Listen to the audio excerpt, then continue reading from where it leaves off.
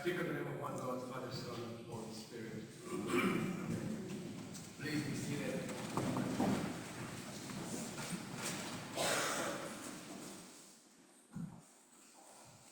For those who know me well, they know that tonight is a very special night for me. This is the night when the children around the world gather grass and cookies and water and milk and leave them for the three kings. And then tomorrow morning, we wake up and we receive gifts from Melbourne and Gaspar and Balthasar. Every single year, I go outside, grateful for monkey grass in the sun, and place it in a box. And when I wake up on the day of the Epiphany, I see what the three kings have brought for me. I am so grateful for the power of these three kings. They travel around the globe. This year, my friend Millie is setting up the boxes for us in Puerto Rico because we will be landing there tomorrow at 1 o'clock in the afternoon to be able to receive the gifts from the three kings. The extent to which the Magi that are described in the Bible are actually kings, if they were three, if they were male, we do not know. It is debatable. Nonetheless, those three kings, as embraced by culture, or those wise men described in the Bible, are known for their wisdom, for their effectiveness, for their efficiency, and they are the ones that deliver gifts to children and adults across the globe in one night. The Gospel of Matthew, the story we just read, described that those wise men had already departed. And we encounter Joseph challenged to protect his family and called to move from one place to another. The story is simply fascinating. Although historically the story do not quite align, theologically, it is extremely rich. You see, Matthew starts that chapter with the genealogy of Joseph. And it says that Joseph comes from the line of Jacob. And if you pay attention, Matthew makes a parallel between Joseph, Joseph, like with a technicolor, right, that Joseph, the Egypt, Joseph, and Joseph, Jesus' father Joseph. There's a parallel in those two characters. Think about this. Joseph and Mary were sent to Egypt, and then out of Egypt, okay? And there's also a relationship in which the way God or the divine communicates with Joseph, the husband of Mary, through dreams. In the same way, dreams were the way of communication of God with Joseph, the son of Jacob. There's a parallel in those two characters. And if you pay a lot of attention to Matthew, Jesus in Matthew is very similar to Moses. Just read it. That's your homework. You're going to be great. Go and tell me. Okay? So the Gospel of Matthew reveals the Joseph character that is a very faithful man who trusted in the gift of communication with the divine. He was not afraid to move forward and was deeply committed to save the child entrusted to him and to Mary. So with faith and with prayer, Joseph moved. And we also mimic Joseph's journey. We have been moving. Maybe you have not realized that, but for the past 2 years, we have had quite a journey together. Together, we have faced challenges, both expected and unexpected. We have seen loved ones, both young and old, move to heaven to join the community of saints. We spent 7 months with supply organists and musicians. And in those 7 months, do you remember how many times we ended up singing a cappella with no music? How many times? Once. Once. God blessed us by sending a supply organist every Sunday for 7 months, which was unbelievable. We have evaluated ministries, choosing those we can manage and halting the renovation of Grace Place, understanding that it was not financially feasible. We have witnessed our 30-year-old, the electronic organ, fail. And we have had disagreements and frustrations and moments of despair.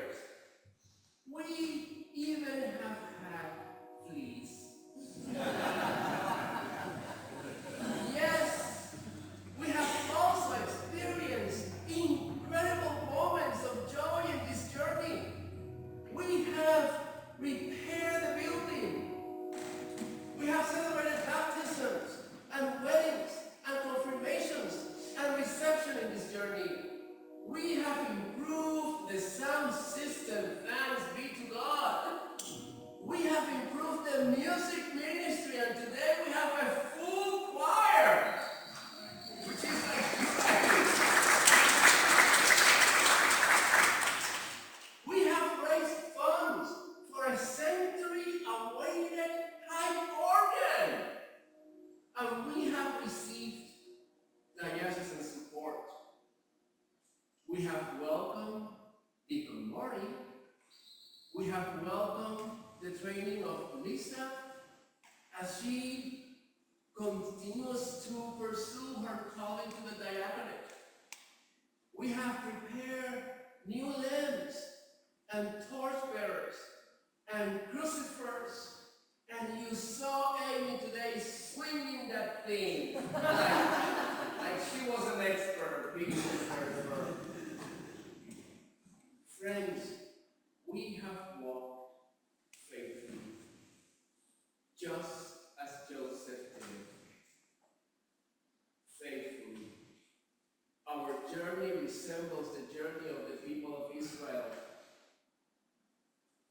We walked out of Egypt, of an Egypt of uncertainty, where hope was diminishing and expectations were doubtful.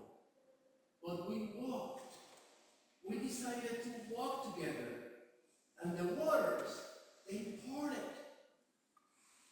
And we didn't say, we're going to walk back. We said, okay, we're walking forward. And we walked, and we kept walking. And now we have crossed the sea, and we have entered a new land. And now we must discern which way to go to find that wanted place of milk and honey. Over the past 5 weeks, the clergy of this church have been intentional about inviting you to reflect on the skills needed for this new journey God is leading us on Advent first. We were invited to hope with trust, imagining a better future and acting as if it were already on its way. Hope must always walk with trust. On Advent 2, we cultivated the peace of God that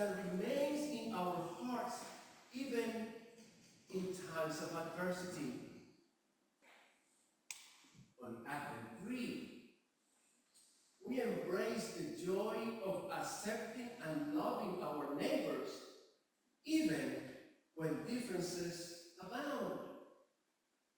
On Advent 4, we receive the love of God as Mary did, recognizing that the support of community in the same way Mary had the support of Elizabeth. On Christmas Eve, if you were here, we used hope and peace and joy and love to nurture the star that God has planted within us, letting it shine and shine brightly. And last Sunday, we were invited to share the light of that star with others by sharing our stories so they may join us on this journey. Friends, through the past 5 weeks, we have been intentional on sharing tools that we can carry on this journey now that we are in this new land. All of this to equip you and I and us to land on today, where we start walking in a new land, in a new territory. Friends, this is a special time for Grace Episcopal Church. This is a special time. The child in Mary's arms is our light.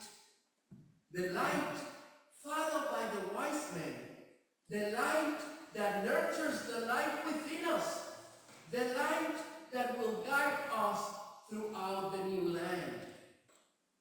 You do not want to miss it.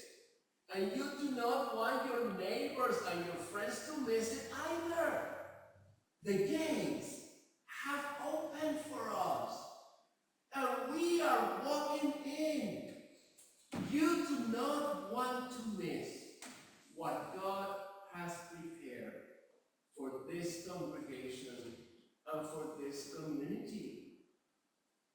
Let us tell the world around us that we are committed to share the divine life and light of Jesus, to protect and to restore the dignity of humanity in a time when that dignity is so often at risk. And let us walk together with hope and with peace and with joy and with love, welcoming others, bringing others into our journey. The trip starts now. It's a new land.